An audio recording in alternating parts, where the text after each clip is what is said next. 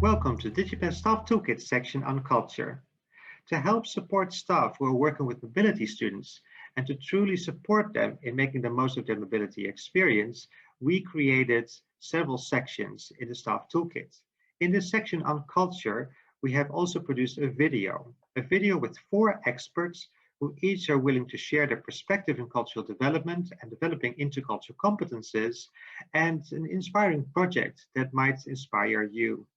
Let's start with a short round of introductions. I'll ask everyone to introduce themselves, and I will produce this video in the order of an actual student mobility experience, before, during, and after. And the first project that we'll talk about in a few minutes is Jan's section. Jan, can you introduce yourself? Yeah, thank you, Guido, for the invitation, for the interview, first of all. As you said, my name is Jan, and I'm working at the University of Göttingen in the Intercultural Learning Lab. And I'm also working as a dance teacher and dancer. And that's the reason why I'm working in the Intercultural Learning Lab, because of my dancing experience and background. I try to give tasks and exercises to connect people and to challenge students from all studies or all cultural backgrounds, and I want to bring them to move and to find or to get in touch with another way of communication. That's my goal there, and my part of work at the Intercultural Learning Lab.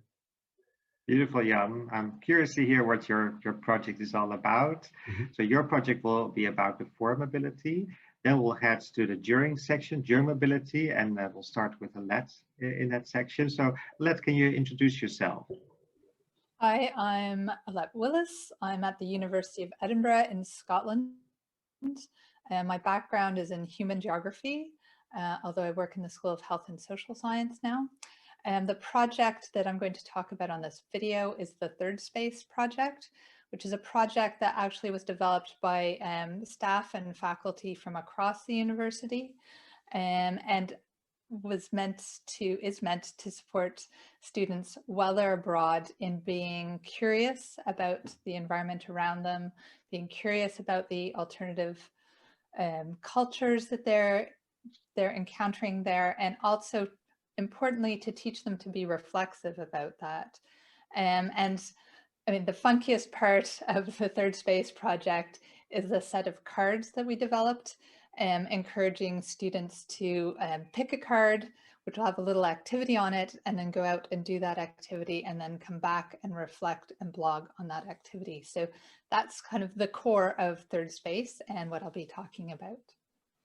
Exciting, Alette. Wonderful. And in the same section for during mobility, we also invited Jane. Jane, can you introduce yourself? Hello, my name is Jane Song, and I work for a private company called Cubo Culture and Education Liaison. So we're based in Cardiff in UK. I am a liaison officer. I worked a lot with the universities between China and the UK to bring this short-term mobility mobile program together, and also culture exchange projects. One of the project we worked on, it is Insight, which is a program I'm going to talk about today. So I'm very, very excited and always enthusiastic about design this culture experience for students. Through this culture experience, students just develop their social skills in living in another country, so that they can bring that to their future life and career. So I hope this experience can also give them a lot of good memory in their future life. I'm sure, Jane. Happy that you're here, very honored. So, and although we know that the mobility part is usually the life-changing part, to really translate the experience, we also invited Ria because you're going to talk about the time after mobility as well. Ria, can you introduce yourself? Yes, I am. Thank you for inviting me. I am Ria Saltsidis Oukas, and I work at NHL Stenden University of Applied Sciences in the Netherlands. And a few years ago, I did a master, and I did some research in reverse culture shock. And part of that was also to explore how to improve the re-entry process and how students could get the most out of their study abroad periods. Because universities send students abroad, I mean, to gain some skills. And you see that especially afterwards, after the mobility period, it's a little bit difficult to reflect because they are going into another module or they go on internship. And I was thinking, and I was really enthusiastic about my findings, and that's why I produced together with my co-author Nienke a book, How to Get the Best Out of Your Study Abroad period, and I will talk about that later, and I will show you also the book. Very exciting, Ria. Also very honored that you're here. Let's start with the before mobility part. Jan, in your introduction, you explained about this already a little bit, and I experienced this myself as well. How did your dance path bring you to a connection between dance, movement, and intercultural competencies? Yeah, I try to keep it in a nutshell.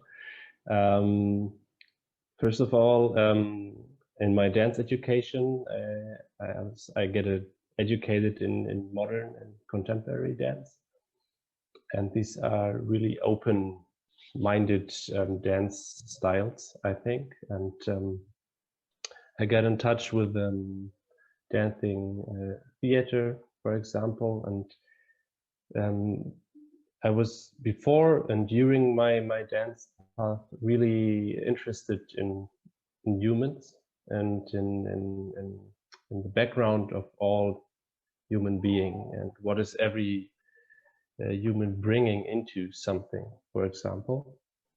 And when I create or when I dance, I try to show that or to get in touch with this and also with other people. And that was before I started in the Intercultural Learning Lab.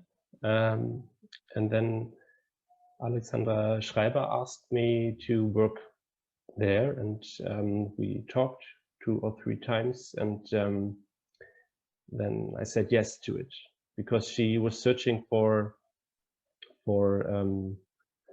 someone who can connect people with a movement and has also an artsy background. So then I was a person what was fitting into this position, and the reason why my dancing path lead me to the Intercultural Learning Lab. And I also work as a dance teacher. I worked as a dance teacher and dancer before. I'm doing it now, but really limited during the situation. And yeah, my challenge or my goal was to bring my path into that new job and to bring people together with dancing, but mostly people with no dancing experience. So I had to create exercises who are able for all students and not too hard, so that it's not important that you have some dancing experience or dancing techniques, so that everyone can do it. So I try to reduce it and also really want to let it open, like an open book. Yeah, that people can write their own stories. So for example, I have an exercise called leading and following, and people connect with the hands, but they don't touch each other. And you have a leading person and a following person, and it's important for the leading person to let the following person follow, and it's also important for the following person to be leaded. So, and it's a communication, because when you see this from outside, it's not sure who's leading or following. So, and also following is not easy. So, and leading too. So both parts are not easy sometimes. And with this exercise, the students are allowed to move, but allowed to move in their own way. And they create a way together when they work together, 2 persons or 3 persons. They are challenged. They can come into a flow together. So, and they start a communication, but it's a new way to communicate. It's not like I communicate in gestures or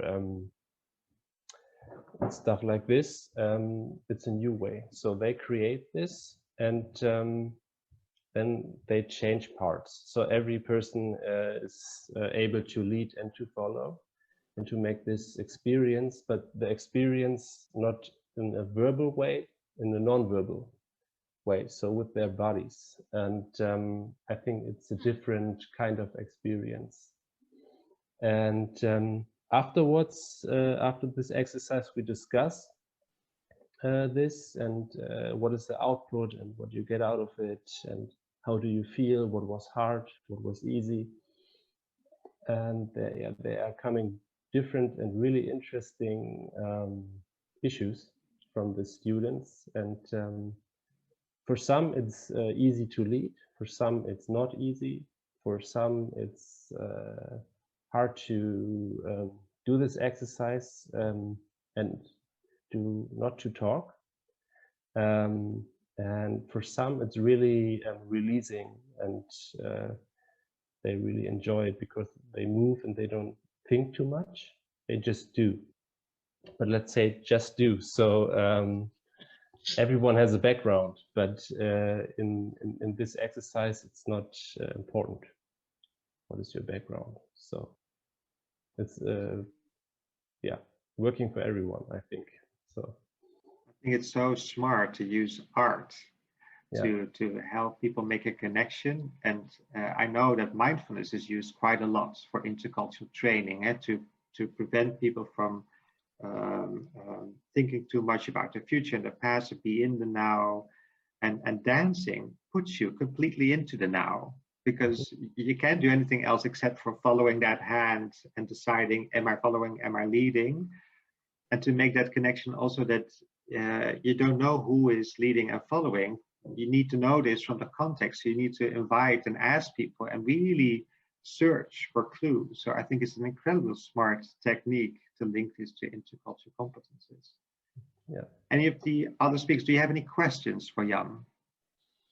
I'm just curious, I mean, because it's really interacting, so on another way, and then you have really to watch, observe maybe the other person, and that's what's good about it, I think, because because also in intercultural encounters, you really need to observe and to see all kind of, not only the language or not only what you're saying, but also, you know, really observe people. And that's what you do also with the dancing and with leading and following. It's very interesting. I mean, they do bring also, of course, their culture with them, probably.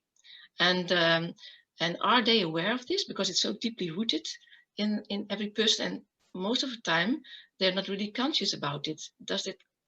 Is it something that comes up in the reflection? Sometimes yes, sometimes no. Depends to the person, I think.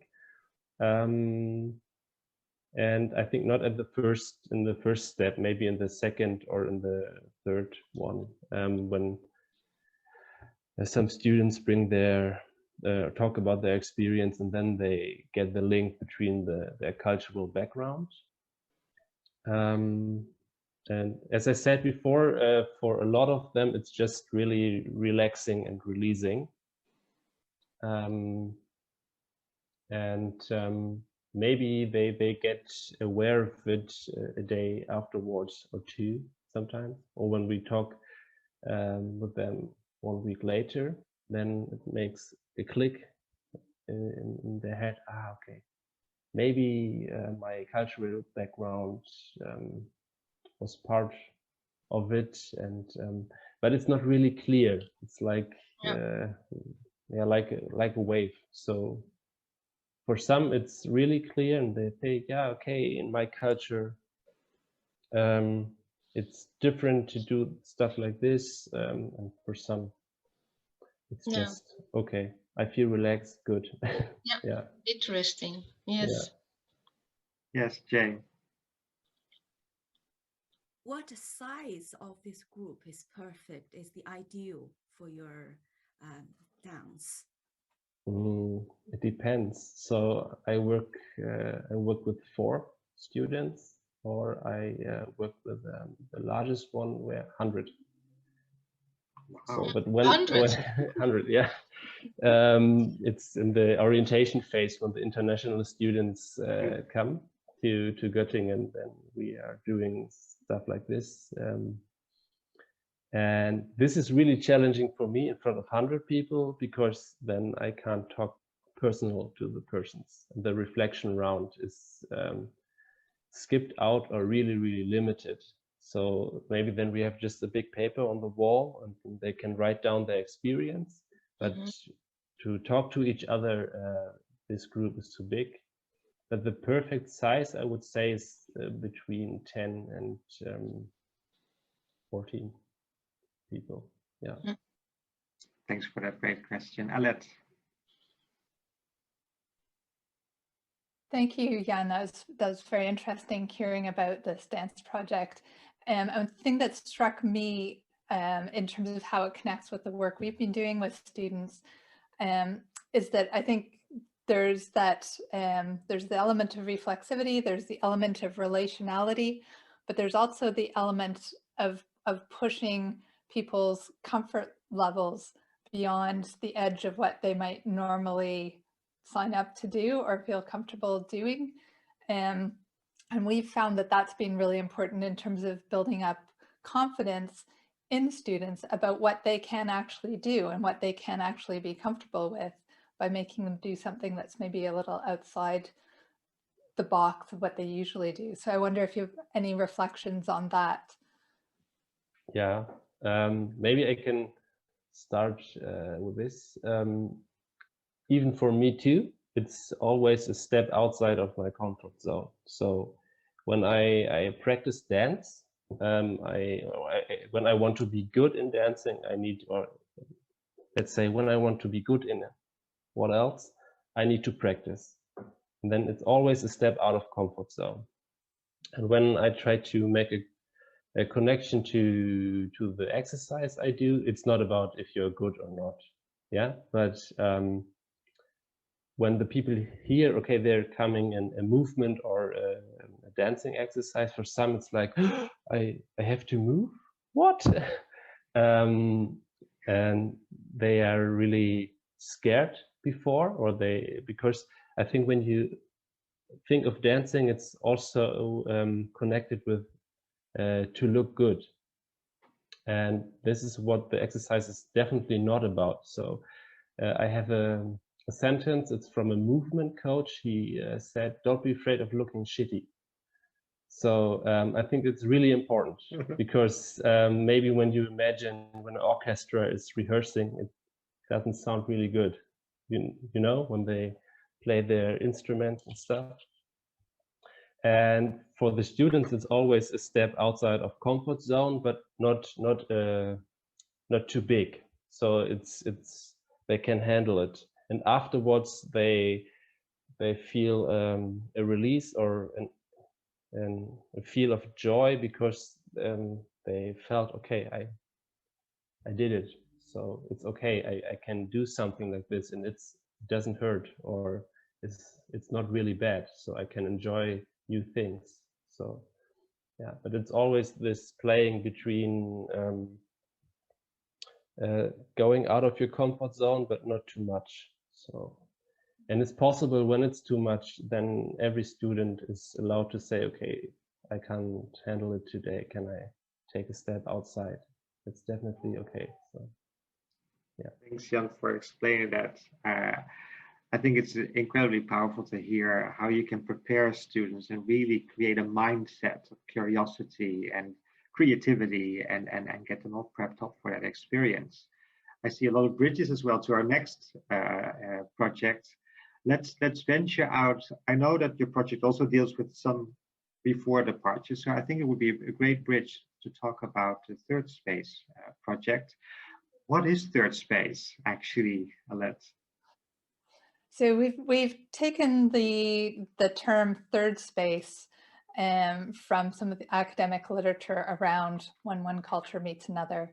So it's the idea that when one culture meets a second culture, a third space emerges that's neither one culture nor the other.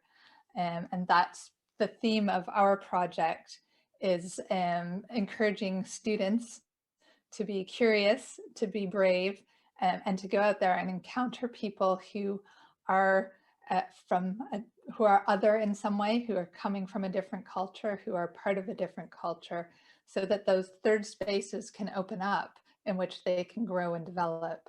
So that's where the term third space comes from. And I know that the Third Space project has a couple of elements in it, right? You hinted something about a card game, but I think there's also a preparatory part before departure. Yeah, and I don't have a box of the cards with me here. They're locked away in my office somewhere, but I can show some online if I share my screen at some point later in this description. So Third Space brought together academic staff and Go Abroad staff from across the university. And we ended up being a core team from anthropology, intercultural communication, geography, which is myself, and psychotherapy. So that was the interesting bunch of academics. And so we started reflecting on how can students be encouraged to explore when they're abroad. So I'll start with that explanation, and I'll come back to how we prepared them for going abroad. So we wanted to encourage more exploration out with the university campus, because there's sometimes a phenomenon where students go abroad and they spend their entire time in the university community on campus and don't really get out into the community beyond the university. So that was sort of the goal when we started. And so, of course, the anthropologist brought his interest and expertise in ethnography. I brought my interest in human geography and the exploration of place. And we had the intercultural communicator, of course, bringing in that element. And then the psychotherapist brought some really interesting perspectives that I'll talk a little bit about. So we came up with the idea of a game, and of course, yeah, and also the specialists in student engagement and Go Abroad were also part of that. Joanna Holton was key to this whole project.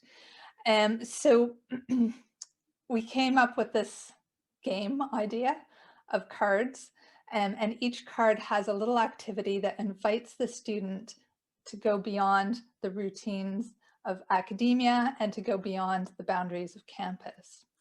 And again, similarly to what Jan was saying, we're always working with that, inviting them outside their comfort zone, but making it feel safe, secure, and doable. And so they were never forced to do any of this, of course. And they could pick a card, and if they didn't feel like doing that activity that day, they could pick another card, things like that. So that was the main activity they were invited to do while they were abroad. But before they went abroad, we did have a retreat day, 2 days or 1 day, depending on which iteration of the program, in which students who were doing this Third Space project got together, and they went out and they explored Edinburgh together in small groups.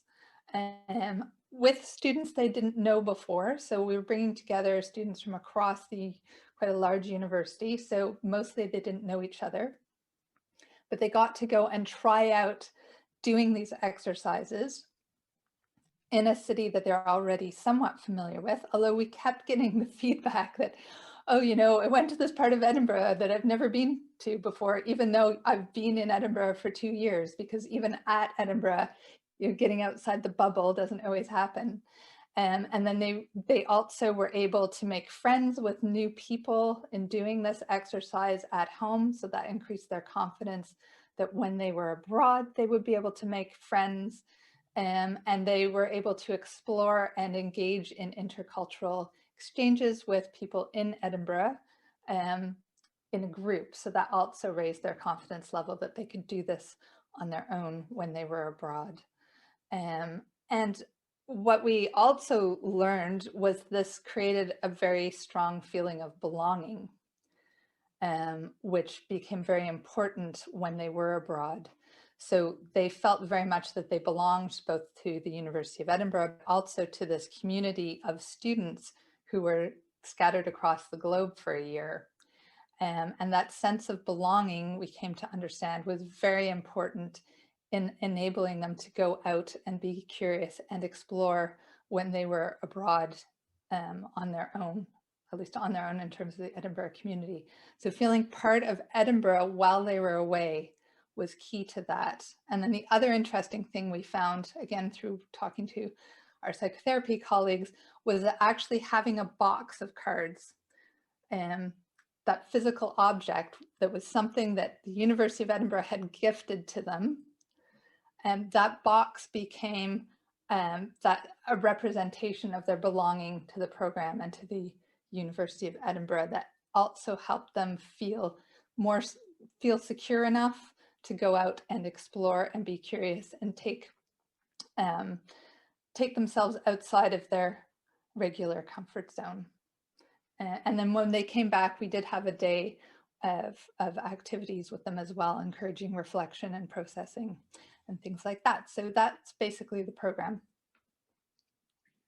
I'm amazed by the project because if you train students in intercultural competences, you tell them that exploring other cultures is highly uncomfortable. And even though whenever they leave, you ask them, oh, do you want to be trained? It's like, no, I don't need training because I left the country multiple times. Like I'm very well aware to do this. And then they are abroad and they are in this bubble. And when they ever step outside, it is uncomfortable. And you don't have that confidence yet to really further engage. And now I do understand perfectly what third space is about. It's that additional dimension in which you support your students to become comfortable and more secure, and create this grounding platform, including a little box that you get to as an anchor point for them for further exploring. So that's incredibly powerful. Do we have any questions from the other speakers? Yeah. Yeah, first of all, thank you, Alette, for the very interesting insight of third space. And I think this is really special.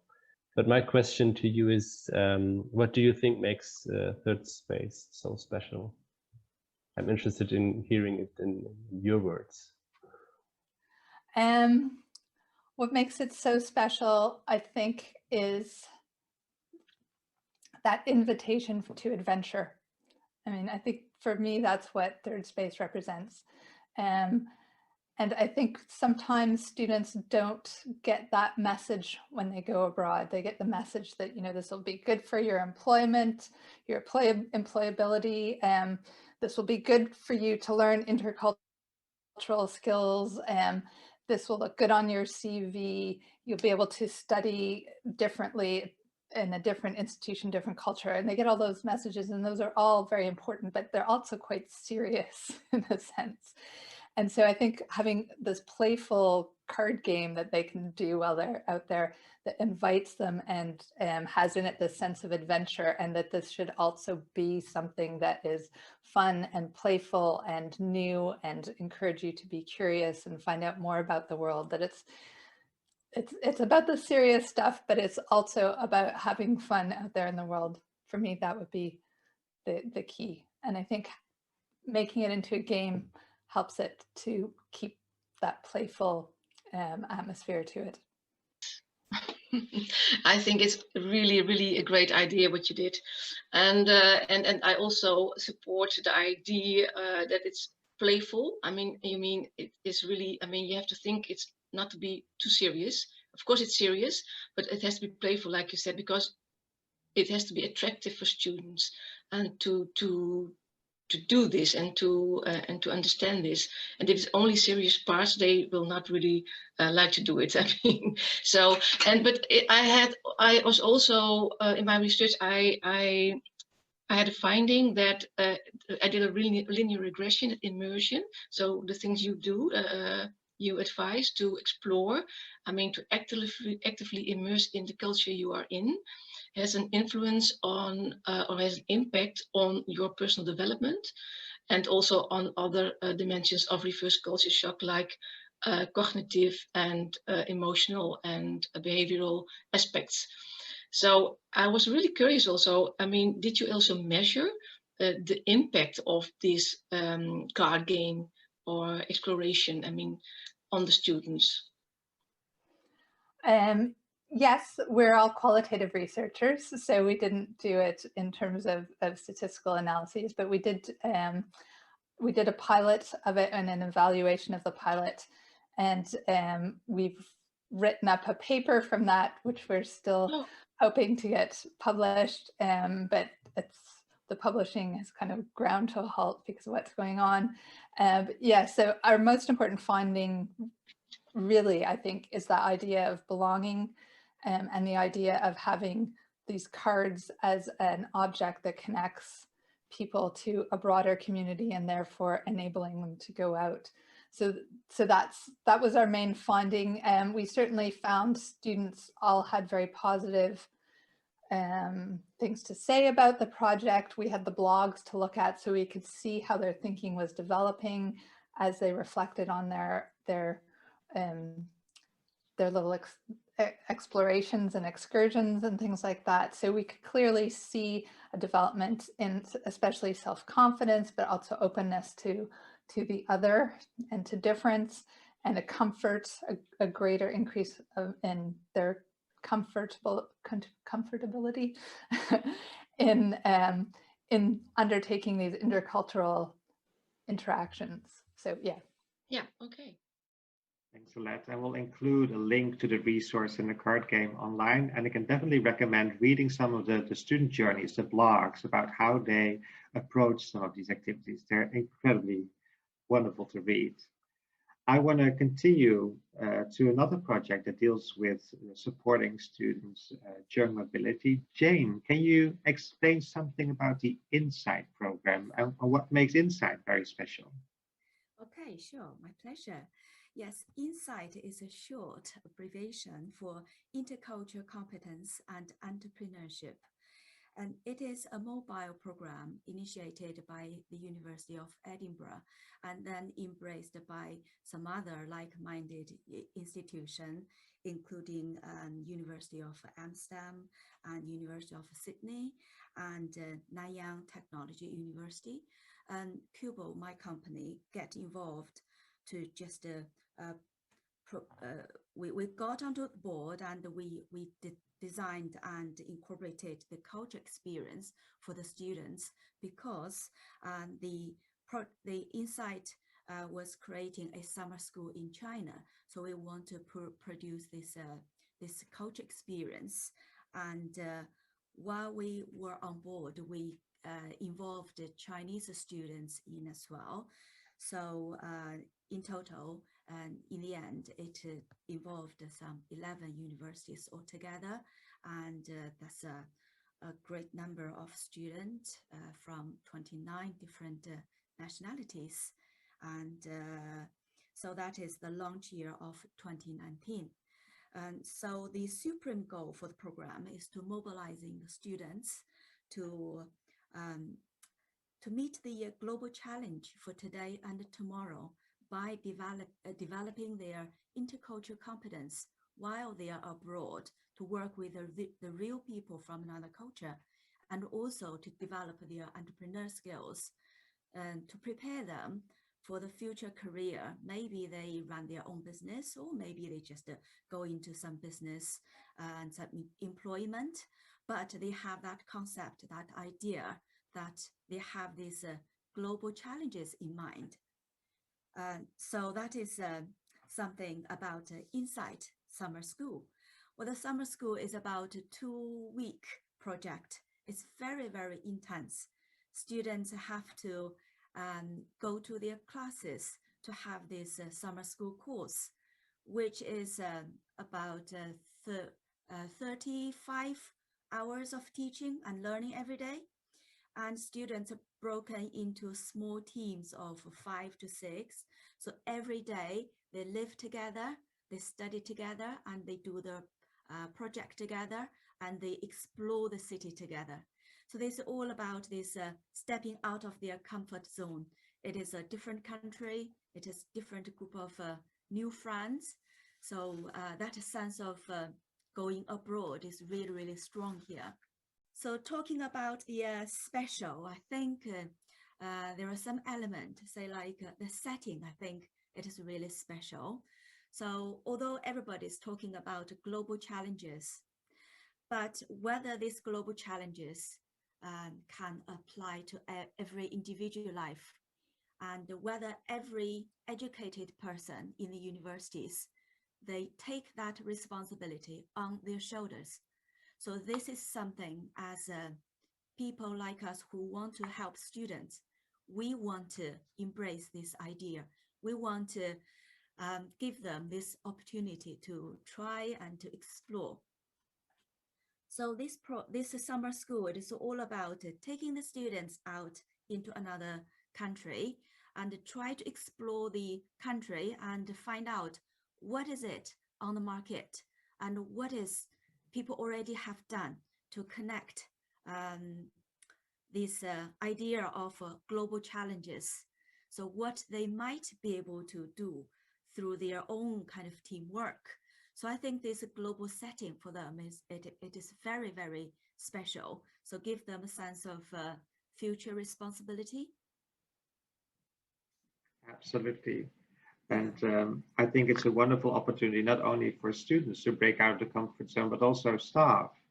I mean, I was involved in the project as well. There were, we were not only sending big cohorts of students to China, a Dutch university, Scottish university, an Australian university, and a university from Singapore, combining their efforts with Chinese universities who send their own cohort of students as well, and they all had that magic happening on the campus, but also that different perspective on student support. I was working together with my Australian counterparts, the Scottish counterparts, and we all had a different understanding of student support in a cultural perspective. It's absolutely magic. Anyone from the other speakers, do you have any questions for Jane? Alette. Yes. Jane, I'm just curious, can you give some examples of the projects that were undertaken? So can you give a couple of examples of the projects students undertook on the program? Yes. So the students are giving 7 big topics of global challenges, which are climate changing, and this green energy and sustainable development, and global public health and social society. So the students from the signing into this project, they are asked to just specify what their interest is. So they sign on to some of these topics that they are most interested in. And then when the students have same kind of interest, they will sign on to the same area. So eventually, these students will create this little team. Say, for example, under this climate change, this topic, we have 5 teams. So these 5 teams these 5 teams of students, they work together, and each little team, they will just work on, they will find their own issues they want to tackle. For example, one of the little team, they find that they want to do something about, they want to, their topic, it is about public health, and they want to tackle something about old age. When people get into old age, what kind of health care they can provide to this old age. So they go to interview the people in the Chinese street, in Chinese homes, and from the Chinese students who liaise with other, local Chinese people. So they go to the market, they carry out investigation, research, and they come up with an idea. And later on, they put that idea together, and they use their newly learned entrepreneur skills to put these together into a business plan, and they present it to the Chinese entrepreneurs. So they will get assessed whether this idea is practical, it is workable, or they get some comment whether there's any other consideration to think, things like that.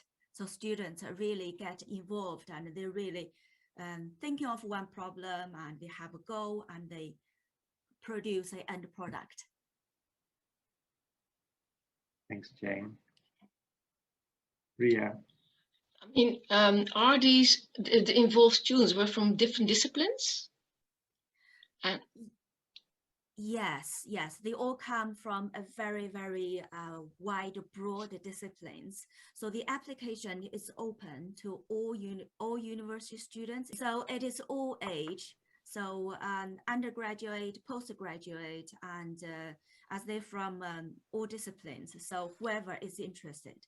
so it's intercultural and also interdisciplinary. So that's very nice. Yes. And I was also wondering, I mean, because you said that they came up with their own assignments. I mean, so it was not an assignment from let's say industry or a certain work field. No. No, this assignment is all about they set it up by themselves. All they need to do together is to come up with the idea, tackle one of these challenges that apply to the local environment, and then they put that into a business idea. Okay, interesting. Jan. Yeah, I think my question is a little bit, let's say, off topic, or not really, but what I'm interested in is the personal thing is when you're working with the universities and the students and create those, that they go abroad or create these summer schools, what is the personal challenge for yourself when you work in this field? I have to say that's a great challenge. And this is the first time for a lot of people. So first time for staff to work together in China. For a lot of students, it's the first time for them to go abroad. And for a lot of students, this is the first time that they talk to another person in English.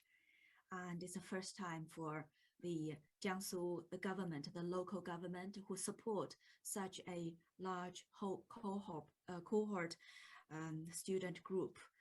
150 students all coming together, and including the staff member in the town, in a local Chinese university. It's a big thing. So the local newspaper, they quoted about it and they report about it. And the local government, they set up this very, very official, this welcoming ceremony for them and closing ceremony for them.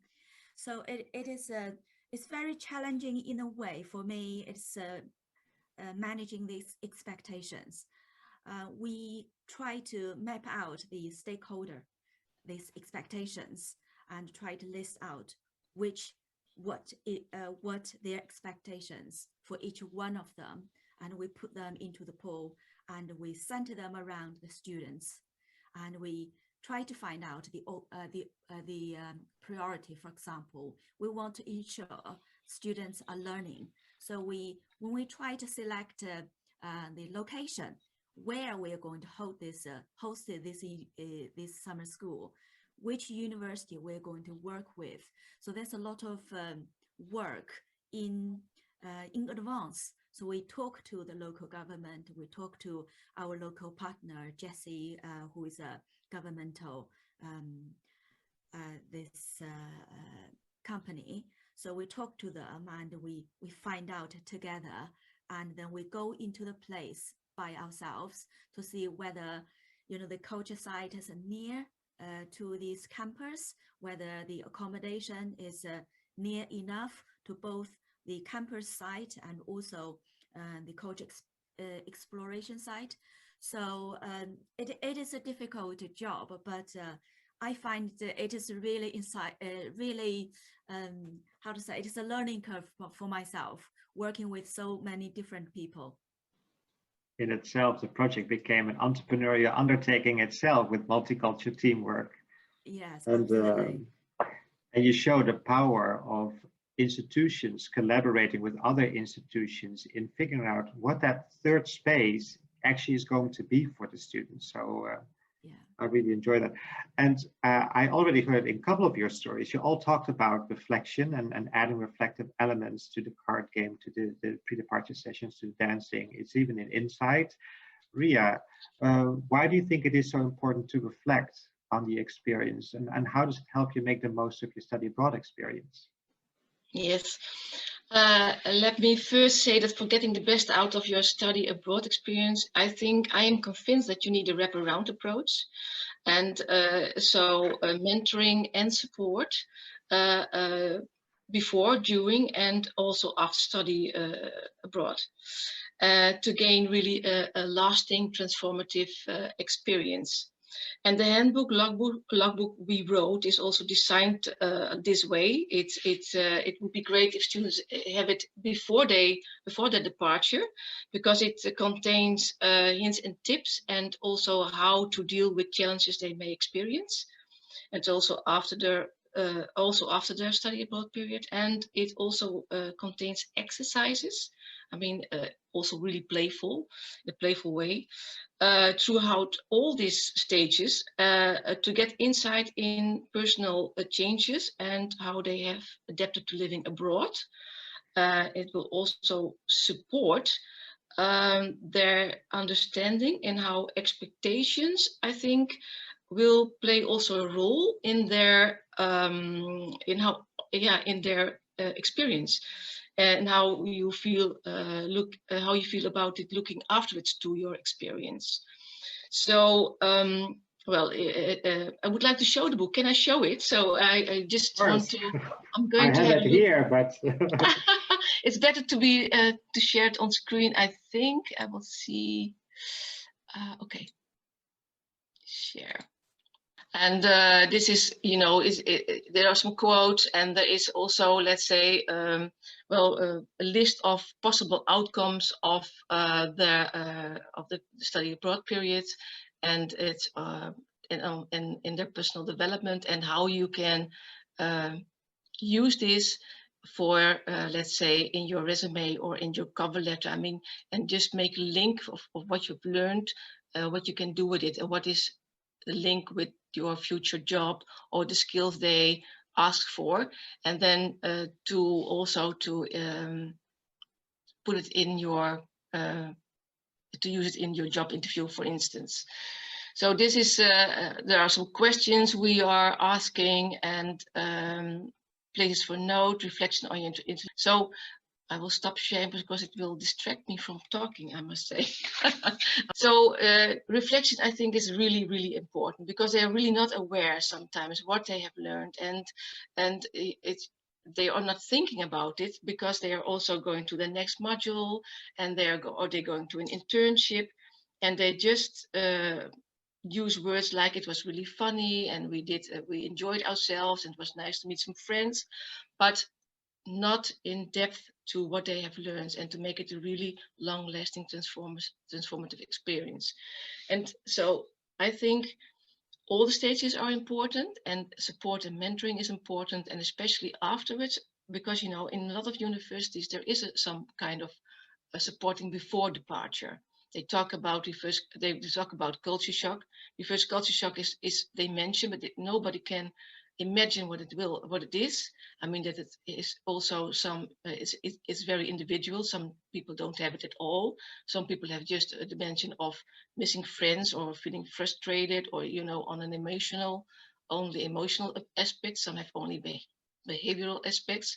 But I think 97% have cognitive aspects. So they are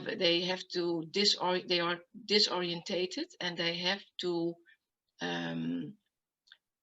to realize that it's normal. I mean, we're out of the comfort zone, like you say, also Alette and all of you. And because they are all out of the comfort zones, it gives them opportunity to learn and to reflect. And that's very valuable, I think, for students. And because we decided to do it with a book, a physical thing, because it's something what you can have with you. You can write in it. You can log your memories. Yes, and afterwards you can look back. And all these questions were designed to say, for example, what are the 3 things you will look forward to when you go abroad, or what are the 3 things you will miss the most or the least. And throughout these phases we ask about the same questions, but then in another way, so they can see how they developed afterwards. So okay, I was thinking I would miss this, but at the end, what did you miss the most? Well, it's something completely different. So you give them some tools to really understand what they were going through and what it did to them, and what the challenges were, and how they developed and what they learned. Firstly, I wanted to make this book, and not only for our students, I mean for every student and for every young people who are maybe have a gap year or maybe go to work abroad. So I made it a general book which you can personalize. I mean, it's also very important, like Alette says, that the students have something with them from the university, which has, so it's possible to personalize the book, to have your own logo and your own preface, and maybe some more. Maybe you want to write an own chapter of 2 pages. So your university is with you all the time. You feel a little bit more safe. You feel okay. It has a purpose, and well, that's what I was missing when I went abroad and came back. And I thought, oh, this book, such a book would help me, such tips, and you know, to see the challenge I have and to explain about them. So yeah, I was really passionate about it, so that's why I wrote the book. Thanks, Ria. Yeah, and definitely, like I have it. I know having something tangible, like Alette said, given by the university, it holds power.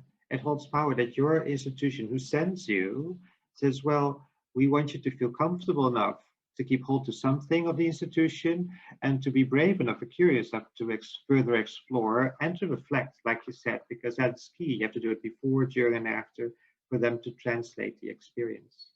Thanks, Ria. Any questions for Ria? Yeah. Yeah, first of all, really interested, and I really enjoyed your talking about your book. My question is, first of all, what is challenging to write a book like this, and what did you like most about writing your book? Yes, I do have a communication background, so I'm always thinking about the target group. I mean, about the group I'm talking to or presenting to.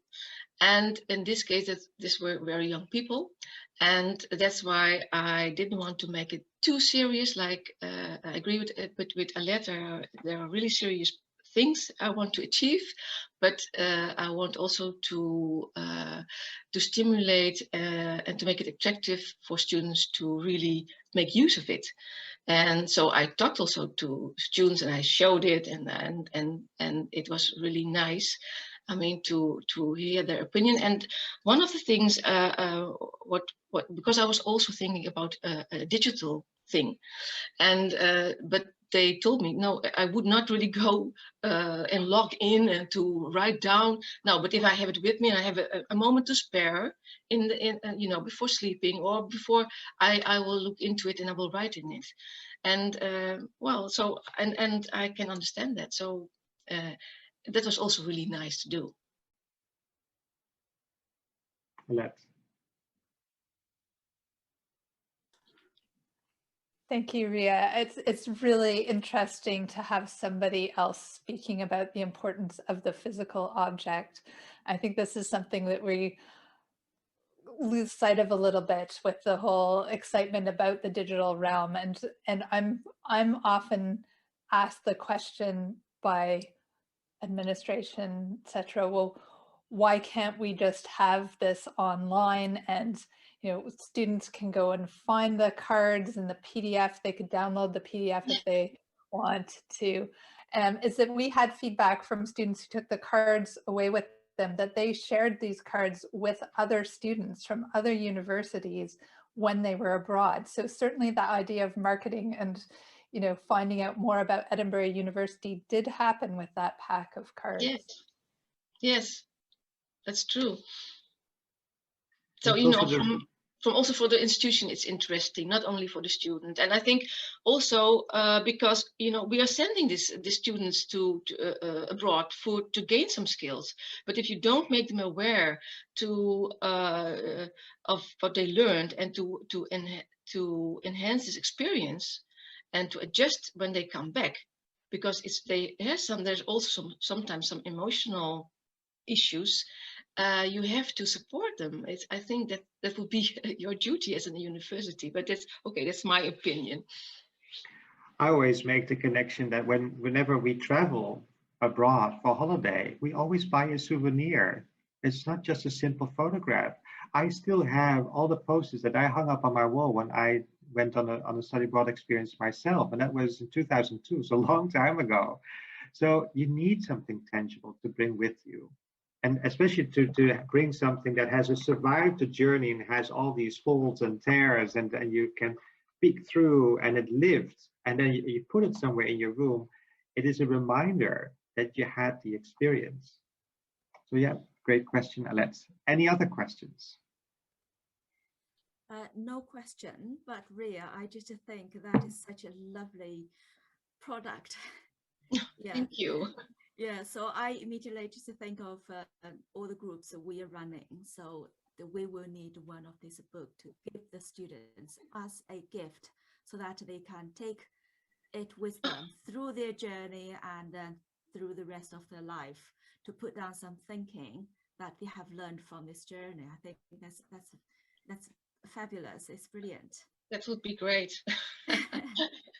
Well, Jane, you couldn't have said it more better than I could, because this is the whole point that we were shooting this video to help inspire other staff members who are supporting students in the mobility process before, during, and after, with all these other ideas. And I know that we have created this virtual learning environments for students in DigiPass, but don't forget about the physical realm. Don't forget about all the other support mechanisms that we have to put in place to help them make the most of their experience. So I'm going to join you in thanking everyone for your wonderful contribution and wonderful ideas. You truly inspired me. I hope you will, your stories in this session will continue to inspire others. So thank you for participating in this session.